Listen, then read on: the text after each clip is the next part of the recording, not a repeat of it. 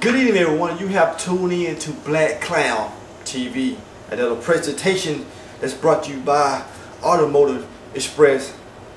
To be, not to be. Sound code. Thank you, guys. Now, today's video here, it pretty much got me upset, guys. It just pretty much shows to tell you, even though it's 2009, whenever you view this video, racism is still working hard today.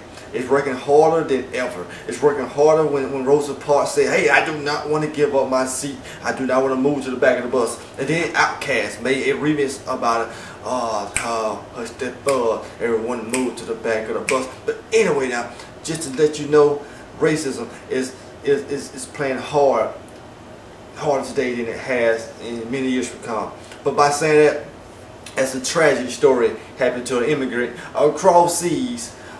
But it's a tragic story that happens to a lot of Americans here in the United States each and every day. There's a soccer player named Eric, I think Frimpong. I don't know, those people over there got some weird names. He's an immigrant that was a professional soccer player and who was in Santa Barbara trying to pretty much make something out of himself. And all of a sudden, some white girl accused him of rape. Yes, accused him of rape.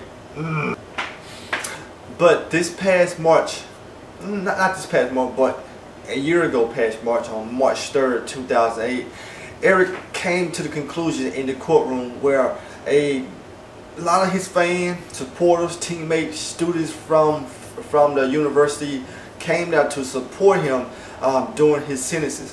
And he even had a advocate supporter there. And it just so happened this white girl who's accused him of rape is nowhere to be found. She's what they call a Jane Doe, which is very, very, very suspicious to me. And she said, "Oh, Eric ruined my life." Let's get a grip, people. But you know what? What makes this case so effed up is the evidence in the case. There's absolutely no evidence against this young gentleman. There's no semen. There's no type of DNA. There's no one placing this young fellow in the same situation as this white girl. Kind of remind me of the Duke's situation that happened some years ago. But that's a whole other story. And so the story reads is that law enforcement just wanted to nail some type of big athlete to pinpoint this rape on. So who best to nail it on is this great American, which is he's not American, but it's a great soccer player who just wanted to make a living for him and his family, and they are railroading this guy just because he's Native American, Asian, Chinese, African American. Just because he's not white American, they are nailing this guy, and we need to do something about it. We need to support him. You know what, guys? Eric definitely needs our support. He definitely needs some motivation of people to come through and help him out very helpfully. Because look, we are tired of going through this as a nation, as when it comes to black and white.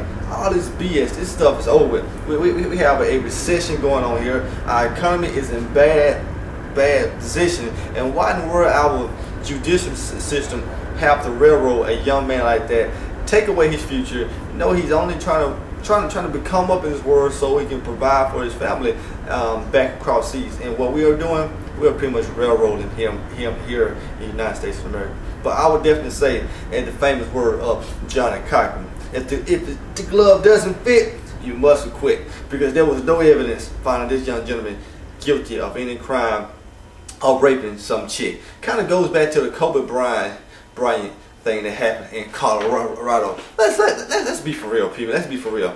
What happened? This young lady at the desk admired Kobe Bryant, and she went up there to the room, and Kobe Bryant did her in. And then when it comes to push and shove, she wanted to say Kobe Bryant raped her, which is enough of a BS. So this kind of goes into the same categories that I'm an advocate of this right here. I would say, to keep yourself out of much trouble in life, always mess with people that look like you. I'm out.